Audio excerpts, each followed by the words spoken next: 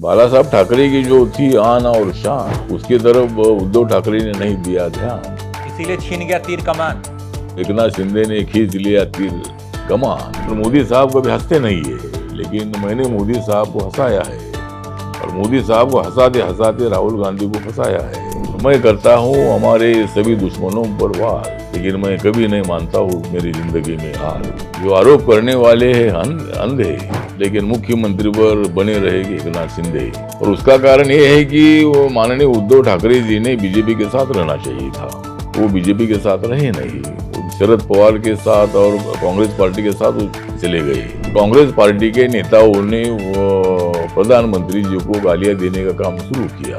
वहाँ मल्लिकार्जुन खड़गे जी जो कांग्रेस पार्टी के अध्यक्ष है, उन्होंने मतलब माननीय प्रधानमंत्री नरेंद्र मोदी जी के खिलाफ बहुत गलत शब्दों का इस्तेमाल किया है।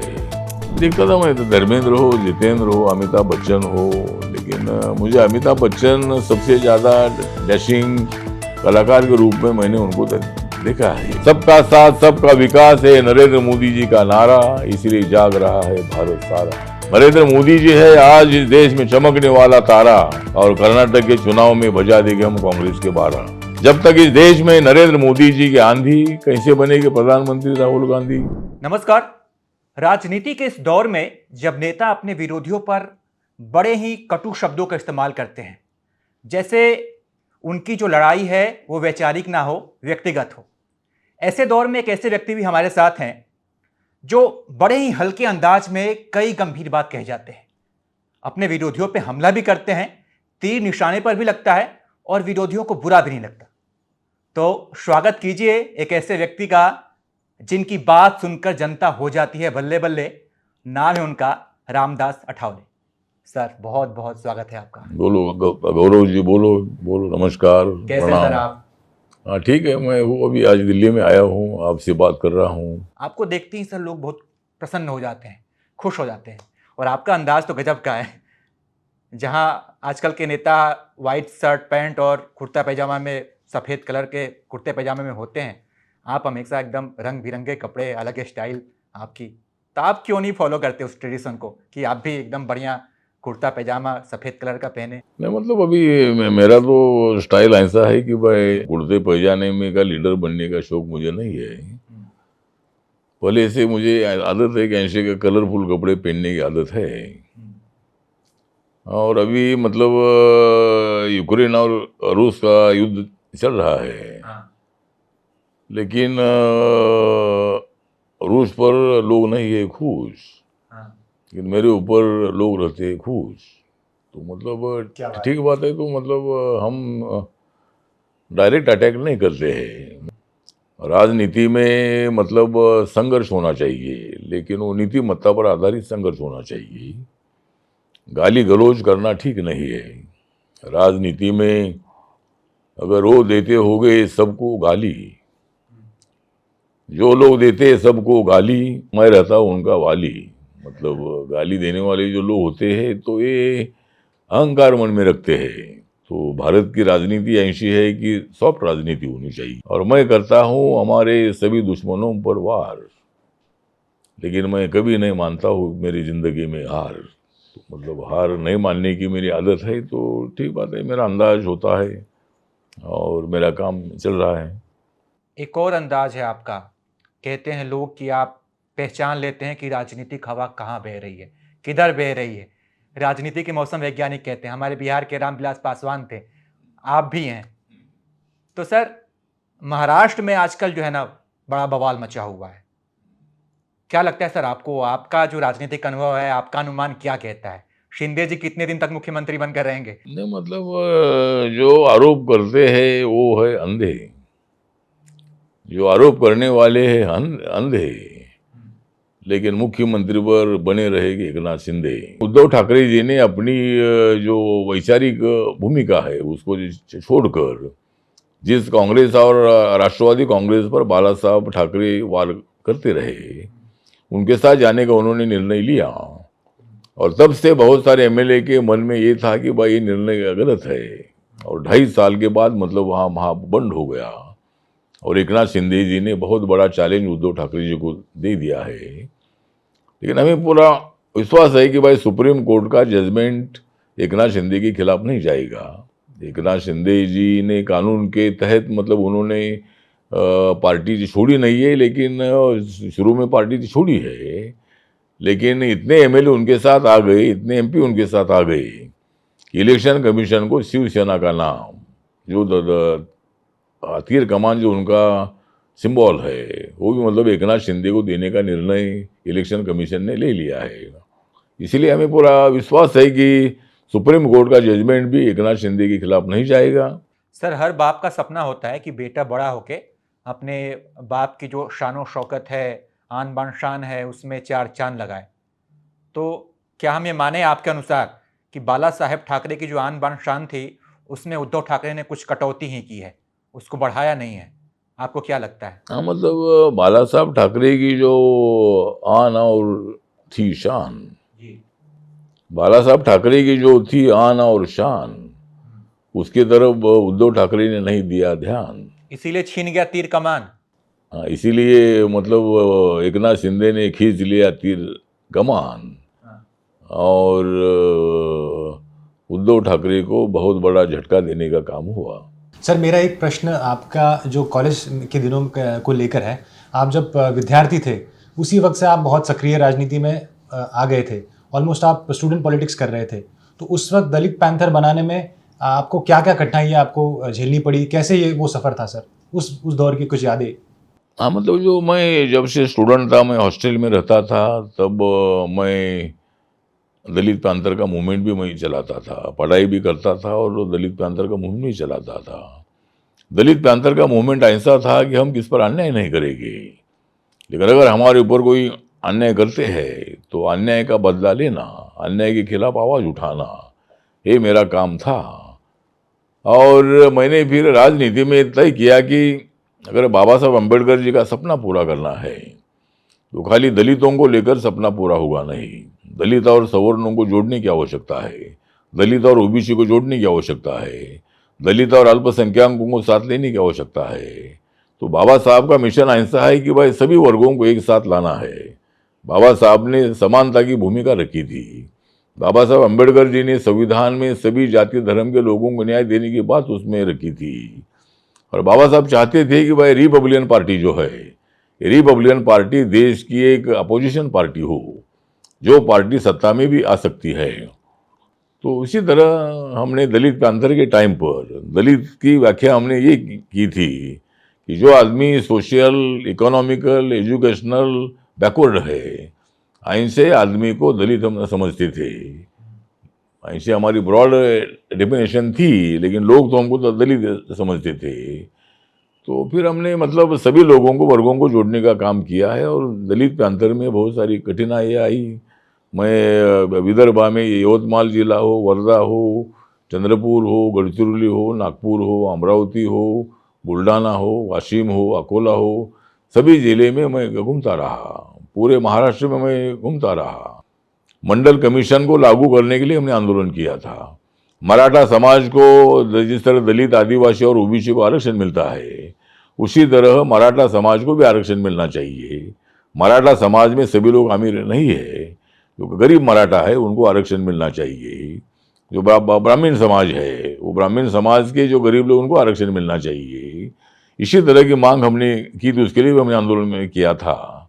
तो इसी तरह बहुत सारी कठिनाइयों का सामना हमको करना पड़ा। आंदोलन हमारा तेज होता रहा और इस आंदोलन के माध्यम से फिर मुझे सत्ता में जाने का भी मौका मिला। सर, 30-31 साल की उम्र थी आपकी, आप विद्यार्थी थे, छात्र जीवन था आपका। वो उम्र थी जब हमारे से युवा कई लोग कंफ्यूज होते हैं कि क्या करें, किधर करियर बनाएं, किस क्षेत्र में नौकरी करें। उस समय आप हॉस्टल में थे और आप मंत्री बन गए। लोग पहले विधायक बनते हैं, एमएलसी बनते हैं, फिर मंत्री बनते हैं। आप पहले मंत्री बने, उसके बाद एमएलसी बने। ऐसी कौन सी गोटी खेली थी आपने जो हॉस्टल में थे और फोन आ गया? मतलब तब महाराष्ट्र का वातावरण ऐसा था कि शिवसेना, बीजेपी की ताकत बढ़ रही थी। बाला साहब ठाकरे जी की सभाएं बहुत बड़ी बड़ी हो रही थी। ओबीसी समाज बड़ी संख्या में शिवसेना, बीजेपी के साथ जा रहा था और शरद पवार को ये बहुत बड़ा डर था कि भाई अपनी सत्ता आएगी नहीं, ऐसा उनको तो अलग रहा था। लेकिन मैं ये विचारधारा का था कि भाई शिवसेना बीजेपी को हराना चाहिए। तब मेरी भूमिका वैचारिक ये थी कि भाई शिवसेना बीजेपी को हराने के लिए कांग्रेस के साथ जाना चाहिए, और मेरी पार्टी ने निर्णय लिया कि भाई कांग्रेस पार्टी के साथ हम जाएंगे। और जब मेरे पार्टी ने कांग्रेस के साथ जाने का निर्णय लिया, तब महाराष्ट्र में सत्ता आई। तो शरद पवार जी ने मुझे बोला कि भाई आपको मंत्री बनना है। मैं तो बोला मैं हॉस्टल में रहता हूँ, मैं क्या मंत्री बनूँ। लेकिन बोले हॉस्टल में नहीं क्यों नहीं रहते हैं आप? नहीं, आपके कारण हमारी सत्ता आई है, तो आपको हमको मंत्री बनाना है। तो तब से शरद पवार के साथ 4 लोगों ने शपथ लिया था, उसमें मुझे भी शपथ देने का निर्णय शरद पवार जी ने लिया, और मैं पहले मंत्री बना, बाद में मैं एमएलसी बना। तो ये बात सही है कि लोग तो मतलब पहले विधायक बनते हैं, बाद में मंत्री बनते हैं। लेकिन मेरा अकेले का उदाहरण ऐसा है कि मैं पहले मंत्री बना और बाद में मैं एमएलसी बना। जब सर फोन आया मंत्री बनने के लिए, उस समय क्या कर रहे थे आप हॉस्टल में? नहीं, मंत्री बनने के लिए फोन आया, लेकिन मैं सोच रहा था कि भाई मैं मंत्री बन के क्या करूं, मैं तो मूवमेंट का आदमी हूं, मैं कार्यकर्ता हूं। लेकिन मुझे बहुत सारे पत्रकारों ने, बहुत सारे मित्रों ने, बहुत सारे एडिटर लोगों ने, बहुत सारे इंटेलेक्चुअल लोगों ने, साहित्यकारों ने मुझे बताया कि भाई अभी मौका आया है और आपको मंत्री बनना ही चाहिए। तो जब मैं मंत्री बना तो मंत्रालय में इतनी भीड़ होती थी कि रोज कम से कम 1000-1200 लोगों को मैं मिलता था। सर मेरा ये इसी से जुड़ा हुआ मेरा ये प्रश्न है। हाल ही में कुछ दिनों पहले शरद पवार साहब ने इस्तीफा दे दिया था और 2 दिन बाद इन्होंने इस्तीफा वापस ले लिया। शरद पवार क्या करना चाहते हैं, आपको क्या लगता है? नहीं, शरद पवार जी ने इस्तीफा दे दिया, शायद शरद पवार जी के सामने कुछ अजित पवार जी की मूवमेंट कुछ अलग सी उनको दिखाई दे रही थी, और शरद पवार बीच बीच में बोल रहे थे, न्यूज़ आ रही थी कि भाई अजित पवार बीजेपी के साथ जाएगी, अजित पवार के साथ 40-42 एमएलए उनके साथ जाएगी। इसी तरह की अफवाहें, चर्चा महाराष्ट्र में बहुत तेजी से चल रही थी। तो पवार साहब ये बोल रहे थे कि भाई मैं बीजेपी के साथ नहीं जाऊंगा, लेकिन जिनको जाना है वो जाइए, इसी तरह की भूमिका वो रख रहे थे। लेकिन शायद इनको रोकने के लिए पवार साहब ने इस्तीफा दे दिया, और इस्तीफा देने से इमोशनल एटमॉस्फेयर तैयार हुआ। पूरे एनसीपी के लोगों ने आंदोलन किया, पवार साहब ने इस्तीफा पीछे लेना चाहिए, और नेशनल प्रेसिडेंट बनने का एक चेहरा एनसीपी में दूसरा कोई नहीं है। तो लोगों ने तो दबाव डाला और पवार साहब ने अपना इस्तीफा वापस ले लिया है। सर फिर भी क्या आपको ऐसा लगता है कि अजीत पवार शायद 2024 के इलेक्शन के बाद बीजेपी के साथ आ जाए? हाँ, मतलब अभी कौन कहा जाएगा ये बोल नहीं दे सकते हैं। लेकिन अजीत पवार जी, अभी अजीत पवार के साथ जो बहुत सारे एमएलए तो इसी विचारधारा के नज़र आ रहे थे कि भाई बीजेपी के साथ जाना चाहिए। मैंने भी पवार साहब से बहुत बार अपील की थी कि देश के विकास के लिए शरद पवार जी ने नरेंद्र मोदी जी के साथ आना चाहिए। नरेंद्र मोदी जी बारामती में एक बार जाकर भी आए हैं, शरद पवार के कामों की प्रशंसा भी उन्होंने की है। तो अगर देश के विकास के लिए नरेंद्र मोदी जी काम कर रहे हैं, तो मुझे लगता है कि शरद पवार जी ने ही एनडीए के साथ आना चाहिए। इसी तरह की मेरी भूमिका रही है। लेकिन पवार साहब चाहते हैं कि भाई एनडीए में जाने से मतलब उनकी इमेज को खतरा पैदा होगा। लेकिन मैं पवार साहब को याद दिलाना चाहता हूँ कि जब अटल बिहारी वाजपेयी जब प्राइम मिनिस्टर बने थे, तब मतलब जॉर्ज फर्नांडिस हो, शरद यादव हो, या नीतीश कुमार हो, ममता बनर्जी हो, ऐसे कई नेता जो है, ये नेता एनडीए के साथ थे। तो मुझे लगता है कि राजनीति में बीजेपी के साथ जाने से कोई दिक्कत नहीं। मैं तो एनडीए के साथ आया हूँ, और मैं अगर एनडीए के साथ आया हूँ तो पवार साहब को भी आने में कोई दिक्कत नहीं है। सर पवार साहब का अभी भी है, अभी भी जारी है उनका पावर, और महाराष्ट्र में आजकल आए दिन जिस पर राजनीति गरमाती है उनका नाम है वीर सावरकर। आप बाबा साहब अम्बेडकर को मानते हैं, मैंने भी पढ़ा उनको। कई बार उन्होंने वीर सावरकर का उन्होंने विरोध किया, कहते हैं कि भाई भारत के लिए वीर सावरकर ठीक नहीं है। और बीजेपी वीर सावरकर को अपना आदर्श मानती है, राहुल गांधी विरोध करते हैं। लेकिन रामदास अठावले क्या सोचते हैं? लेकिन सावरकर जी मतलब काले पानी की शिक्षा भुगते रहे और मतलब पोर्ट ब्लेयर में जो मतलब जेल है वहाँ कई साल तक वो रहे थे। तो इसीलिए मुझे लगता है कि जो विवादित मुद्दों को सामने लाकर विवाद खड़ा करना अच्छी बात नहीं है। देश के विकास के लिए काम करना चाहिए। तो मुझे लगता है कि सावरकर जी के मुद्दे पर बहुत विवाद करना ठीक नहीं है। आप क्या सोचते हैं सर, आप क्या मानते हैं? नहीं, मैं तो मानने का विषय नहीं है, मतलब वैचारिक मतभेद जरूर सावरकर जी के साथ कई लोगों के सावरकर जी थे। का राष्ट्र में कितना, राष्ट्र मतलब भारत की आज़ादी में और भारत के विकास में कितना तो उनका योगदान? योगदान है, मतलब भारत की आज़ादी में वो तो जेल में रहे, वो तो है, लेकिन उन्होंने कुछ मुद्दे रखे थे, उसका कुछ लोग विरोध करते हैं। तो मुझे लगता है कि विरोध करे, लेकिन उन्होंने जो जेल में इतने दिन काटे हैं तो उसको भी ध्यान में रखने की आवश्यकता है। हम जैसे युवा सर सावरकर को किस रूप में जाने, कि देशभक्त हैं या फिर माफी मांगने वाले, अंग्रेजों के सामने माफी मांगने वाले व्यक्ति के रूप में अभी पहचाने? माफ़ी मांगने वाले ऐसा मुझे लगता है कि वो देशभक्त भी थे और उन्होंने अभी माफ़ी मांगी थी कि नहीं है अभी, लेकिन वो चर्चा लोग करते हैं। आपके पुराने साथी राहुल गांधी कहते हैं कि मैं राहुल गांधी हूँ, सावरकर नहीं, माफी कभी नहीं मांगूंगा। नहीं, कभी नहीं मांगूंगा, लेकिन राहुल गांधी ने सुप्रीम कोर्ट की माफ़ी मांगी है। जब राफेल के मुद्दे पर जब उन्होंने नरेंद्र मोदी को घेरने का काम किया था 2019 में, तब सुप्रीम कोर्ट में जब राफेल के मुद्दे पर भ्रष्टाचार हुआ है क्या, इस पर बहस हुई और सुप्रीम कोर्ट ने बोला कि राफेल के मुद्दे पर, राफेल के परचेसिंग में कोई भ्रष्टाचार नहीं हुआ है। और राहुल गांधी ने जो आरोप लगाए थे माननीय नरेंद्र मोदी जी पर, तो राहुल गांधी ने माफ़ी मांगनी चाहिए। तो राहुल गांधी ने माफ़ी मांगी थी। इसी को जोड़कर मैं एक प्रश्न पूछना चाहूँगा नरेंद्र मोदी जी को लेकर। 2019 में 2014 में जब इलेक्शन हुआ तब ये फिक्स था कि रामदास आठवले जी मंत्री पद उनको मिलेगा, कैबिनेट मिनिस्टर वो रहेंगे। और मैं जानना चाहता हूँ कि आपके नरेंद्र मोदी जी के साथ राजनीतिक रिश्ते तो है ही, लेकिन व्यक्तिगत रिश्ते आपके कैसे हैं? ये आपने कैसे सुनिश्चित किया कि मैं मंत्री बनूंगा, मेरा मंत्री बनना तय है? मुझे कांग्रेस पार्टी ने, राष्ट्रवादी कांग्रेस पार्टी ने यूपीए फर्स्ट के टाइम पर, मैं पंढरपुर से मेंबर ऑफ पार्लियामेंट था, मैं 3 बार लोकसभा में चुनकर आया था, तो मुझे उन्होंने मंत्री पद नहीं दिया। उन्होंने बोला कि आप अकेले हैं। तो मैं अकेला हूँ, तो मैं बोला मैं अकेला हूँ। तो और सोनिया गांधी जी का कहना था कि आपको मंत्री पद देने की जिम्मेदारी शरद पवार की है। शरद पवार जी बोल रहे थे कि भाई मेरे पास तो कोई मंत्री पद ही नहीं है, कांग्रेस पार्टी ने आपको मंत्री पद देना चाहिए, लेकिन मुझे उन्होंने मंत्री पद दिया नहीं। तो फिर अभी जब मैं बीजेपी शिवसेना के साथ में आया, तब मुझे मंत्री बनाने की चर्चा थी ही। जब सरकार आई, क्लियर मेजॉरिटी 282 सीटें बीजेपी को मिली, तब मुझे शुरू में तो मंत्री नहीं बनाया था। मुझे गुजरात भवन में माननीय नरेंद्र मोदी साहब ने मुझे बुलाया था और मुझे उन्होंने बताया था कि भाई रामदास जी, आपका बहुत बड़ा योगदान हमारे प्रचार में रहा है सरकार आने में, लेकिन मैं थोड़ा पहले राउंड में छोटा मंत्रिमंडल बनाने वाला हूँ।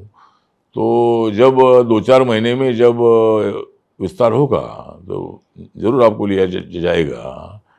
तो ऐसा उन्होंने मुझे बोला था, लेकिन विस्तार 2 साल के बाद हुआ, तो मुझे मंत्रिमंडल में ले लिया।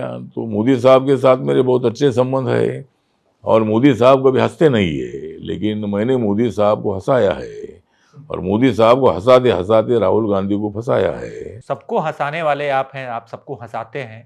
आपको कौन हंसाता है?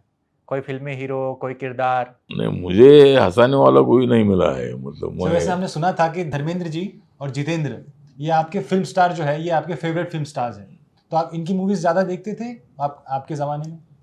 नहीं, देखता था मैं, तो धर्मेंद्र हो, जितेंद्र हो, अमिताभ बच्चन हो, लेकिन मुझे अमिताभ बच्चन सबसे ज़्यादा डैशिंग कलाकार के रूप में मैंने उनको देखा है। बहुत सारे रोल उन्होंने बहुत अच्छे किए हैं और इसीलिए फिल्म इंडस्ट्री से मेरा नज़दीक का संबंध रहा है। सभी कलाकार मुझे जानते हैं, सभी क्रिकेट के जो खिलाड़ी वो मुझे जानते हैं। एक बार मैं मुंबई में मनोज कुमार को मैं मिला था और मनोज कुमार को मिला तो मैंने उनको मेरी पहचान करवाई कि मैं रामदास आठवले हूँ। अरे मैं तो तुम्हारा पार्लियामेंट में भाषण सुनता हूँ और आपको कौन नहीं जानते हैं। तो मैं बोला ठीक बात है, अच्छी बात है। तो मुझे फिल्मों की बहुत बड़ी आदत थी, मुझे फिल्म इंडस्ट्री में जाने का शौक था, लेकिन मैं राजनीति में आ गया। और लेकिन एक आध फिल्मों में कलाकार काम किया है आपने? एक आध फिल्मों में आपने काम भी किया है? हाँ, मतलब एक दो फिल्मों में छोटा छोटा रोल मैंने किया है। मतलब एक अन्याय का प्रतिकार नाम की एक मराठी फिल्म थी, उसमें टाइटल रोल में मेरा था। और जोशी की कामले नाम की एक इंटरकास्ट मैरिज पर एक फिल्म थी मराठी, उसमें भी मेरे दो तीन स्पीच उसमें मेरे थे। तो मतलब फिल्म में काम करने की मुझे बहुत शौक था, लेकिन मैं फुल टाइम उधर नहीं जा पाया। आगे मौका मिले तो काम करेंगे? नहीं, मौका मिलेगा तो मतलब अगर मौका मिलेगा तो मैं ही फिल्म निकालूंगा। मतलब अगर मौका मिलेगा तो- मौका तो रामदास जी मारेंगे चौका। नहीं, ठीक है। नहीं, सर इसी को लेकर आपने इंटरकास्ट मैरिज की बात की, मैं कुछ लिबर्टी लेते हुए आपसे एक सवाल पूछना चाहूँगा। मिसेस आठवले जी से आपकी कैसे मुलाकात हुई? क्योंकि मैं जानता हूँ कि आपकी जो वाइफ है ये ब्राह्मण है, ये अपर कास्ट है, और आप दलित लीडर है ही, तो ये आप कैसे सर मिसेस आठवले जी से मिले? कैसे ये मिले मतलब वो सांगली में रहती थी और मेरी पहचान उनके साथ थी। तो मतलब पहचान उनके साथ थी, जब मैं कुछ सभाओं के लिए जब मैं मंत्री था, सांगली में जाता तो वो भी मुझे देखती थी, मैं भी उनको देखता था। तो फिर जो ऐसा आंखों में हमारी इशारा हो शादी हो गई। मतलब और पहचान से जान बन गई? पहचान से आपकी जान बन गई? हाँ, मतलब पहचान से हमारी जान बन गई और दोनों की हमारी शान बन गई। शान बन गई। सर शान, आपकी जो शान है, मैं जीत को लेकर प्रश्न पूछूंगा। जीत अभी आई थिंक 22-23 साल का हो गया है, और क्या वो राजनीति में आएगा या फिर उसकी कुछ अलग मतलब उसके कुछ अलग इंस्पिरेशन है कि वो कुछ और करना चाहता है? नहीं, राजनीति में भी उनको इतना इंटरेस्ट नहीं है, दिखता है। लेकिन अभी वो तो, लेकिन उसकी हाइट वगैरह बहुत ऊंची है, तो फिल्म में वो बहुत अच्छा काम कर सकता है। आप कविता भी लिख लेते हैं, फिल्मों में भी काम कर लेते हैं, राजनीति भी कर लेते हैं, सब कर लेते हैं। आजकल कुछ लोग तो एक काम में भी निपुण नहीं हो पाते हैं, आप तो 4-5 काम कर रहे हैं। तो मैं ये जानता हूँ रात में खाते क्या हैं आप? कुछ टिप्स दे दीजिए हमारे युवा साथियों को। नहीं, युवा साथियों को मेरा कहना इतना ही है कि जिंदगी में आनंदी रहना चाहिए, जिंदगी में एक्सरसाइज करते रहना चाहिए, अपना शरीर भी धष्टपुष्ट होना चाहिए, और लेकिन खाने की आदत होनी चाहिए, लेकिन पीने की आदत नहीं होनी चाहिए। तो मैंने कभी पिया नहीं है। मतलब मुझे बहुत सारे लोग पीते हैं, लेकिन कभी मैंने ड्रिंक नहीं किया है। और बहुत सारे लोगों को आश्चर्य लगता है कि भाई सभी नेता लोग पीते हैं। तो मैं बोला मैं पीता भी नहीं हूँ और मैं पैसा खाता भी नहीं हूँ। मतलब खाने की आदत, मतलब खाना मैं खाता हूँ। तो इसी तरह सब लोगों ने मतलब एक दूसरे के साथ प्यार से रहना चाहिए। आप सर हंसते हंसाते रहते हैं, लोग आपको हंसते हंसाते देखते हैं, लेकिन सर आपके जीवन में वो पल कब आया जब आप बहुत दुखी हुए? लगा आपको कि यार ये जो दिन था, ये समय था, मेरा बड़ा विकट समय था, ये बहुत दुख का समय था, दुख की घड़ी थी। कब बुरा लगा, बहुत अंदर से रोना आया? नहीं, दुख का तो मतलब दुख का मतलब मेरी माँ जो है, मेरी माँ, मेरे पिताजी, मैं 6 महीने का था तब मेरे पिताजी मुंबई में मिल में काम करते थे, और कोई एक ऐसा कोरोना जैसा डिसीज आया था, बुखार आ गया तो आदमी का डेथ होता था। तो मेरे पिताजी को बुखार आ गया, उसमें मेरे पिताजी का डेथ हो गया और मैं 6 महीने का था।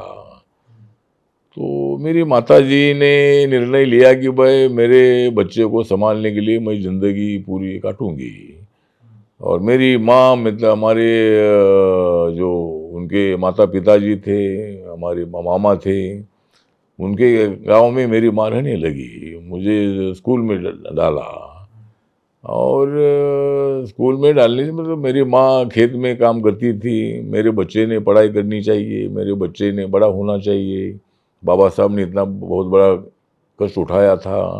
बाबा साहब अम्बेडकर जी भी जब स्कूल में पढ़ाई करने के लिए जाते थे तो अनटचेबिलिटी इतनी थी देश में कि बाबा साहब अम्बेडकर जी स्कूल के अंदर नहीं जा सकते थे, वो जमाना था वो।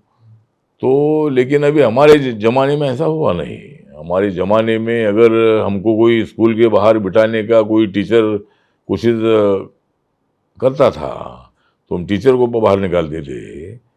तो मतलब अनटचेबिलिटी आज भी गाँव में कुछ जगह पर नज़र आती है, लेकिन शहरों में इतनी अनटचेबिलिटी नहीं है। आज समाज में परिवर्तन भी काफ़ी हो रहा है। तो मेरे माँ ने इतना मुझे कष्ट उठाया, इतने मुझे संभाला। जब मैं मूवमेंट में काम करता था तब मैंने सोचा कि मैं नौकरी नहीं करूँगा। अगर मैं नौकरी करूँगा तो नौकरी लगाने का काम कौन करेगा। तो मैंने फुल टाइम काम करने का निर्णय लिया फील्ड में, और मेरी पहचान पूरे महाराष्ट्र में गांव-गांव में बनती गई। देश भर में भी मेरी पहचान दलित पैंथर के टाइम पर बनती गई। तो मेरा दुख का जो प्रसंग है, मेरी माँ जो 6 साल पहले मेरी माता का देहांत हो गया, और वो मेरे लिए बहुत बड़ी दुखदायक घटना थी।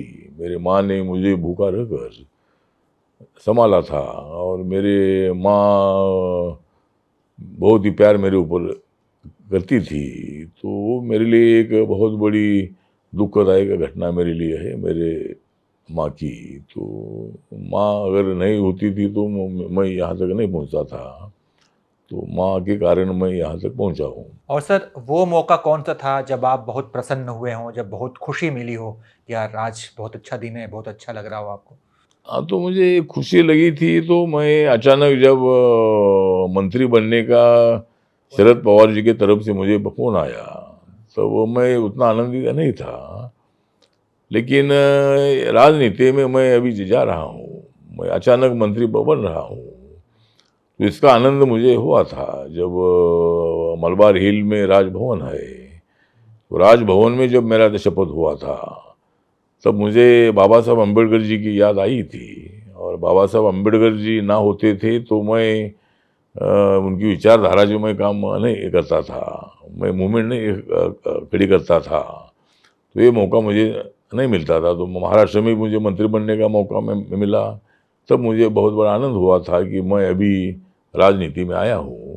तो इसी तरह मतलब वो आनंद का क्षण था। सर, बाबा साहब ने एक चीज़ कही थी कि पॉलिटिकल डेमोक्रेसी तब तक सक्सेस नहीं हो सकती जब तक सोशल डेमोक्रेसी जो है ये पूरी तरह से इम्प्लीमेंट ना हो समाज में।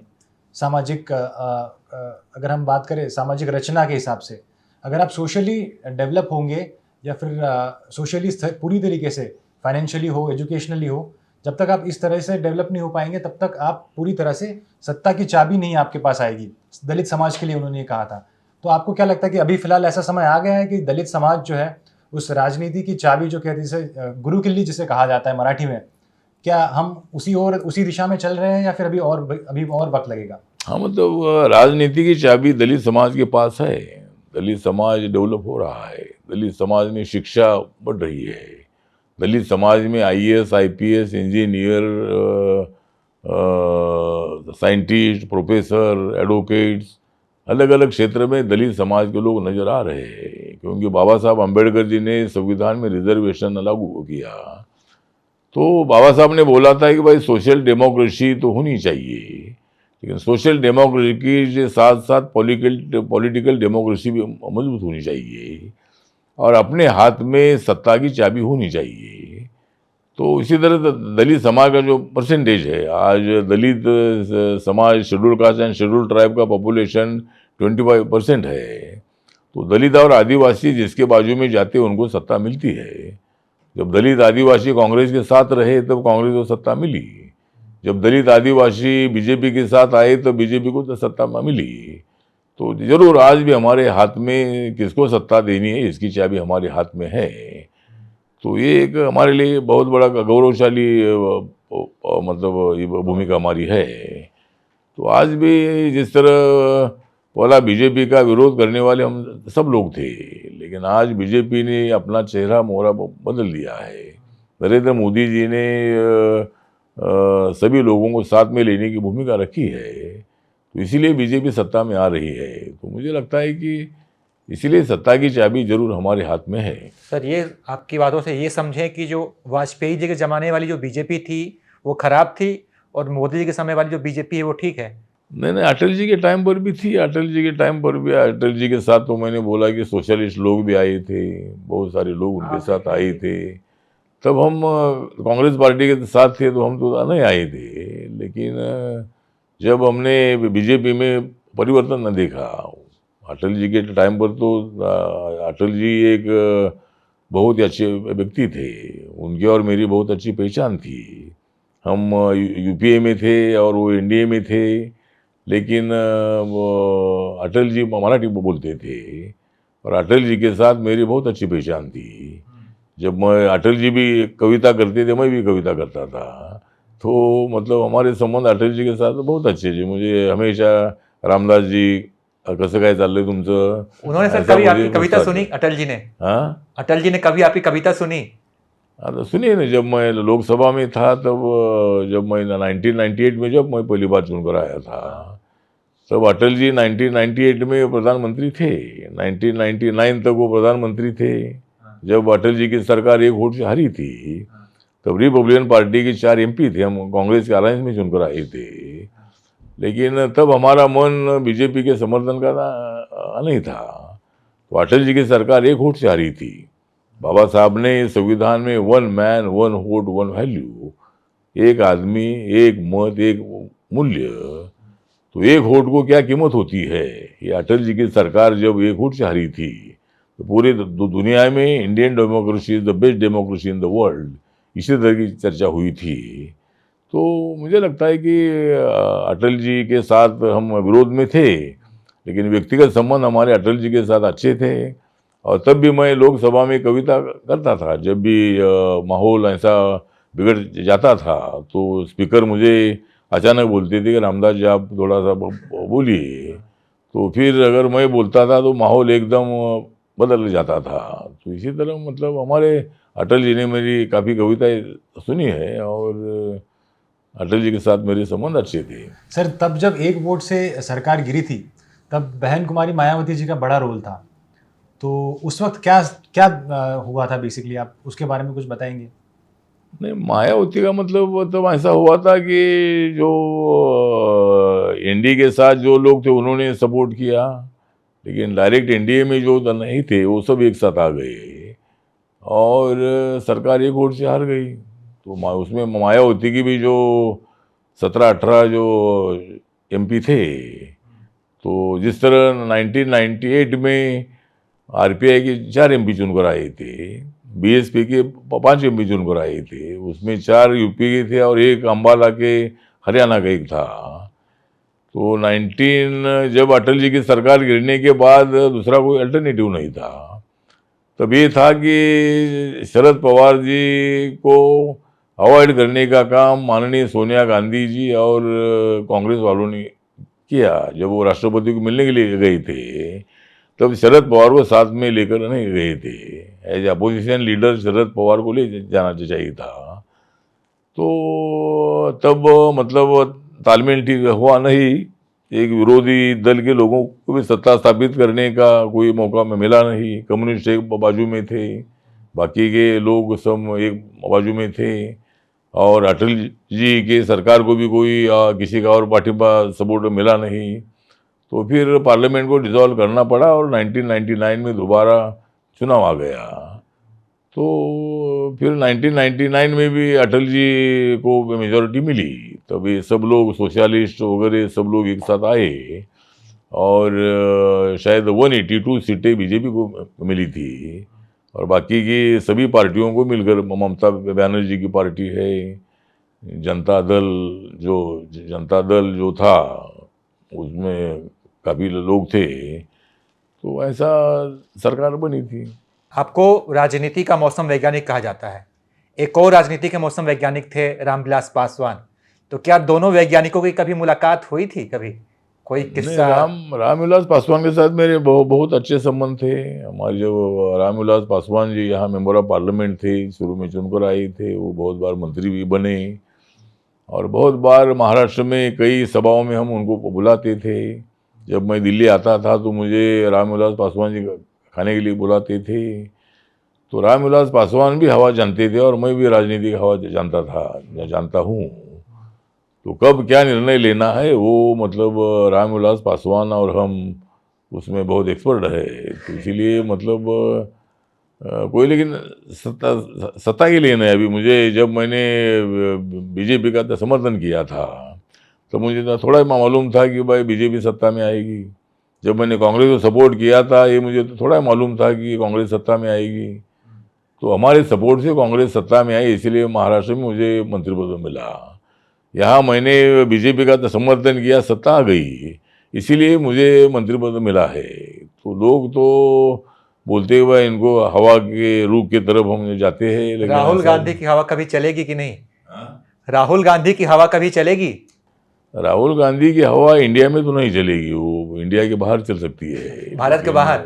नहीं, तो इंडिया में तो हवा चलने का विषय नहीं। जब तक हम सब एक साथ है, मोदी जी एक्टिव है, तब तक राहुल गांधी की हवा यहाँ नहीं चलेगी। तो आप कब तक साथ हैं? एक्चुअली आपका पता बदलते रहता है ना, कभी एनसीपी, कभी शिवसेना, कभी कांग्रेस। स्थायी पता माने, परमानेंट एड्रेस है आपका बीजेपी? नहीं, बीजेपी तो मैं बीजेपी के साथ हुई, मतलब हवा जब तक है तब तक मैं इधर हुई, मतलब हवा का विषय तो नहीं है। लेकिन मैं मोदी जी के साथ हूँ, मोदी जी पर मैं प्यार करता हूँ। वो बहुत एक्टिव लीडर है, बहुत सोच कर काम करते हैं। एक कविता हो जाए मोदी जी पर सर। तो मोदी जी पर कविता मतलब सबका साथ सबका विकास है नरेंद्र मोदी जी का नारा। सबका साथ सबका विकास है नरेंद्र मोदी जी का नारा, इसलिए जाग रहा है भारत सारा। नरेंद्र मोदी जी है आज देश में चमकने वाला तारा। नरेंद्र मोदी जी है आज इस देश में चमकने वाला तारा, और कर्नाटक के चुनाव में बजा देंगे हम कांग्रेस के 12।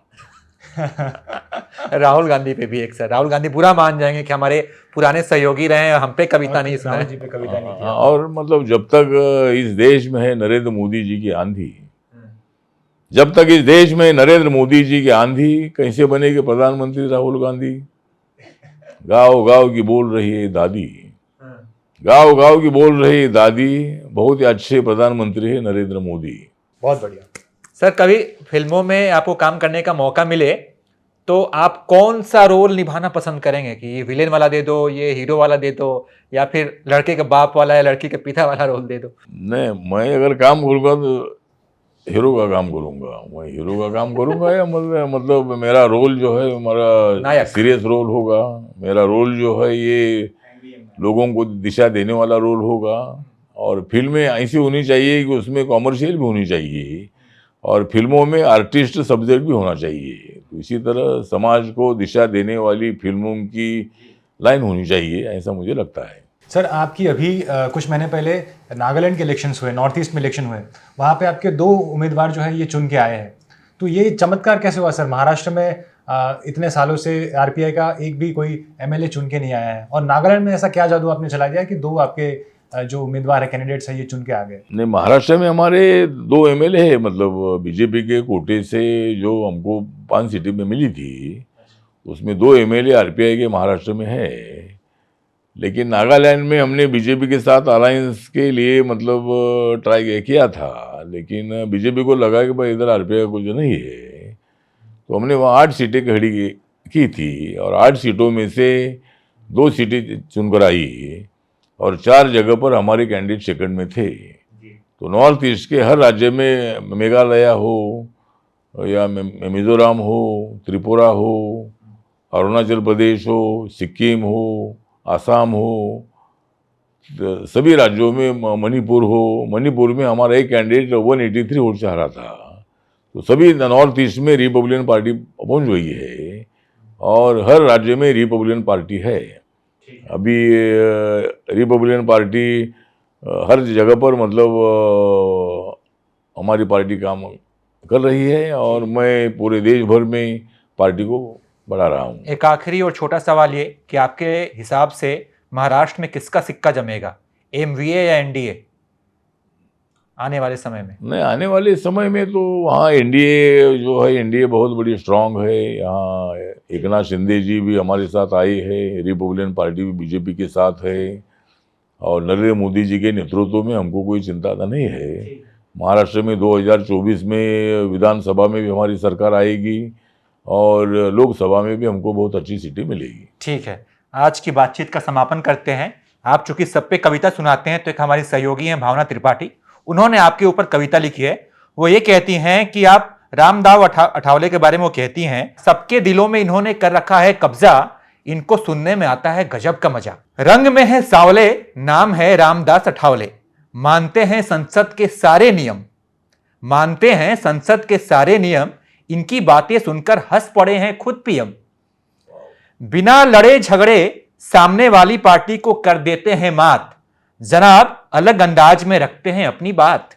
नहीं पार करते हैं कभी मर्यादा की लकीर, नहीं पार करते हैं कभी मर्यादा की लकीर, मजे मजे में बात कह देते हैं बड़ी गंभीर। इनके खिलाफ कोई किसी को नहीं सकता है भड़का, इस बार के सत्र में भी लगा रहे हैं हंसी का तड़का। जब आप लोकसभा में जब आपका भाषण चल रहा था तो उसी समय उन्होंने लिखा था। तो आखिरी में जो लाइन यही है कि अब क्या पूरी पिक्चर का है आपको इंतजार, फिलहाल चलते रहेंगे, मिलते रहेंगे बार बार। बहुत बहुत शुक्रिया कि आपने हमारी ये बातचीत देखी, सुनी, कैसी लगी आप जरूर बताइएगा। बाकी तमाम अपडेट्स के लिए आप देखते रहिए एबीपी लाइव।